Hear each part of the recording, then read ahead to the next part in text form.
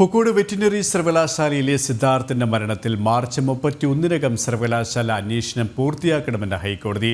May 19 വരെ സമയം അനുവദിക്കണമെന്ന സർവകലാശാലയുടെ ആവശ്യം കോടതി അംഗീകരിച്ചില്ല. പ്രതികളായ വിദ്യാർത്ഥികളുടെ പ്രവേശന വിലക്ക് തുടരും. ഇവരുമായി രേഷ്മ ബാബു ചേരുകയാണ്. രേഷ്മ, ഈ ഒരു വിഷയത്തിൽ കോടതി എന്ത് നിലപാടാണ് വ്യക്തമാക്കിയത്?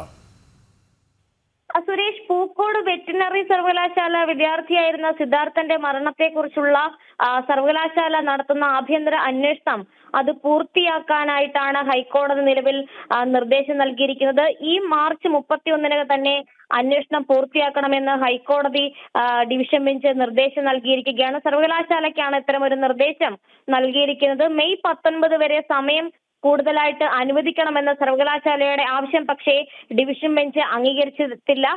കേസിലെ പ്രതികളായിട്ടുള്ള വിദ്യാർത്ഥികൾക്ക് നേരത്തെ മണ്ണുത്തി ക്യാമ്പസിൽ പ്രവേശനം അനുവദിച്ച സിംഗിൾ ബെഞ്ചിന്റെ ഉത്തരവ് ചോദ്യം ചെയ്തുകൊണ്ട് സിദ്ധാർത്ഥന്റെ അമ്മ ഹൈക്കോടതി ഡിവിഷൻ ബെഞ്ചിൽ ഒരു അപ്പീൽ നൽകിയിരുന്നു. ഈ അപ്പീൽ പരിഗണിച്ചുകൊണ്ടാണ് ജസ്റ്റിസ് അമിത് റാവൽ അടങ്ങിയ ഡിവിഷൻ ബെഞ്ച് ഈ സർവകലാശാലയുടെ ആഭ്യന്തര അന്വേഷണം ഈ മാസം 31-നകം പൂർത്തീകരിക്കാനായിട്ടുള്ള നിർദ്ദേശം നൽകിയിരിക്കുന്നത്. എന്തായാലും സിംഗിൾ ബെഞ്ചിന്റെ ഉത്തരവ് നേരത്തെ ഡിവിഷൻ ബെഞ്ച് സ്റ്റേ ചെയ്തിരുന്നു. പ്രതികളുടെ പ്രവേശനം വിലക്കിയ ആ ഇടക്കാല ഉത്തരവ് തുടരുമെന്നും ഹൈക്കോടതി ഡിവിഷൻ ബെഞ്ച് എടുത്തു പറയുകയും ചെയ്തിട്ടുണ്ട്. എന്തായാലും പിന്നീട് വീണ്ടും ഈ വിഷയം ഹൈക്കോടതി പരിഗണിക്കും. കൊച്ചിയിൽ നിന്നും രേഷ്മയാണ് വിവരങ്ങൾ നൽകിയത്.